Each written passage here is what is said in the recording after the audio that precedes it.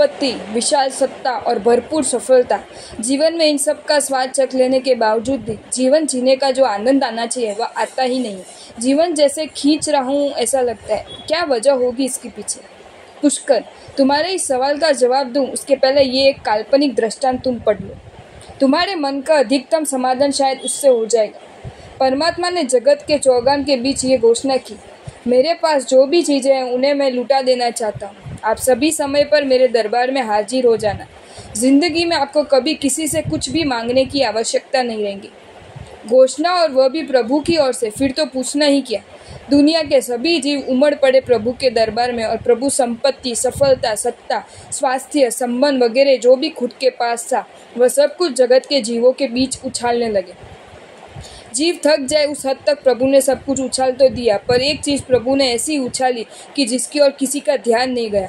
वह तो ठीक, पर जैसे ही नीचे धरती पर गिरी प्रभु ने तुरंत ही उसे अपने पैरों तले दबा दिया। सभी जीव के वहाँ से रवाना हो जाने के बाद प्रभु के अत्यंत निजी माने जाने वाले सेक्रेटरी ने प्रभु से पूछा, प्रभु आपने पैरों तले क्या दबाया? तुम्हें पता चल गया? हाँ, मैंने पैरों तले मन की शांति को दबाया। मैंने उसे उछाला तो था, पर या तो उसकी और किसी का ध्यान ही नहीं गया, या किसी का उस पर ध्यान गया भी होगा तो भी उसे ले लेने में किसी ने रुचि नहीं दिखाई। आखिर वह जो की त्यों धरती पर पड़ी रही। पर आपने उस पर अपना पैर क्यों दबा दिया? उसके पीछे एक राज है। इंसान को संपत्ति बाजार में मिल जाएगी, सफलता बुद्धि के माध्यम से मिल जाएगी, सत्ता चालाकी के द्वारा मिल जाएगी, परंतु यदि उसे मन की शांति को पाना होगा तो मेरे पास ही आना पड़ेगा, क्योंकि शांति मुझसे ही जुड़ी हुई है, मेरे वचनों से ही जुड़ी हुई है, मेरी आज्ञा के पालन से ही जुड़ी हुई है। पुष्कर, तुमने जो सवाल किया है ना उसका यही जवाब है। जीवन रस, संपत्ति, सफलता अथवा सत्ता से जुड़ा हुआ नहीं है, परंतु शांति से जुड़ा हुआ है। और विडंबना ये है कि संपत्ति, सफलता और सत्ता की मांग है, शांति की कोई मांग नहीं है। संपत्ति, सफलता और सत्ता का संचय मांग से कम है और इसके बावजूद दुनिया उसके पीछे पागल है, जबकि शांति का संचय भरपूर है और इसके बावजूद दुनिया में कोई इसे मांग नहीं रहा। एक बात पर तुमने गौर किया है भला? अकूट संपत्ति के धनी ऐसे कितने ही अमीरों ने हताशा में खुदकुशी करके अपने जीवन खत्म कर दिया। अपार सत्ता प्राप्त करने वाले कितने ही सरमुख्तियारों ने और राजाओं ने विषपान करके अपना जीवन समाप्त कर दिया। कामयाबी के शिखर पर विराजमान होने वाले कितने ही कामयाब लोगों ने उस शिखर से कूदकर मृत्यु को गले लगाया, परंतु शांत मन वाले एक भी मनुष्य ने आज तक कभी अपने जीवन को बेवक्त खत्म नहीं किया। कारण यही शांति संतोष से, संयम से, सरलता से और स्थिरता से जुड़ी हुई है, जबकि संपत्ति, सफलता और सत्ता असंतोष, उत्तेजना, दावपेच और भगदड़ से जुड़े हुए। मैं दूसरों की बात नहीं करता, तुमसे ही पूछता हूँ। संपत्ति के पीछे अंधी दौड़ में तुमने संतोष के आनंद को कभी महसूस किया है भला? सत्ता की लालसा में तुमने स्थिरता की मस्ती को कभी महसूस किया है भला? सफलता के पागलपन में संयोग कैसे भी सर्जित हुए, सरलता और संयम को तुमने कभी बरकरार रखा है भला?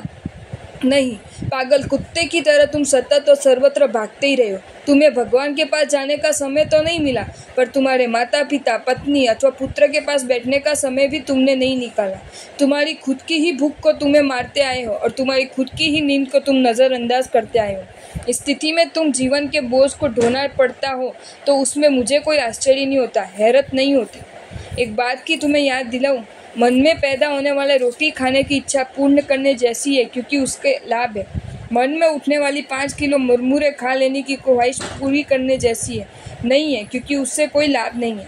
मन में जागृत होने वाली 10 किलो मिठाई खा लेने की इच्छा पूरी नहीं हो सकती, क्योंकि पेट की उतनी क्षमता नहीं है।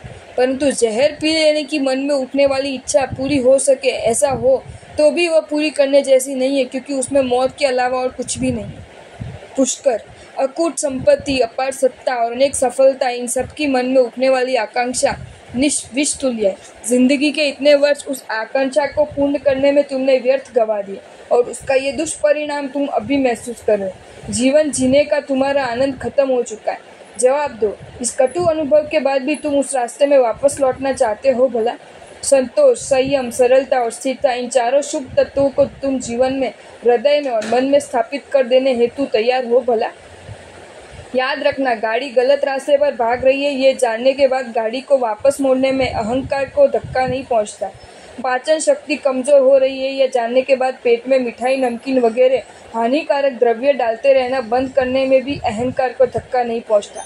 परंतु संपत्ति, सफलता और सत्ता के शिखर पर बैठने के बाद जीवन रस सूख गया पता चलने के बावजूद भी वहां से वापस लौट आने में तो अहंकार को कुचल देने का साहस दिखाना ही पड़ता है, जिसके लिए कोई शूरवीर ही तैयार होता है।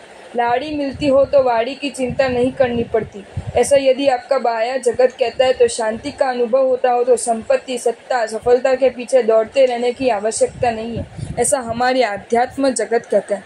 पसंदगी तुम्हें करनी है। अगर आपको ये वीडियो अच्छा लगा हो तो इस वीडियो को लाइक करें और मेरी channel Jain facts and stories को सब्सक्राइब करें। धन्यवाद।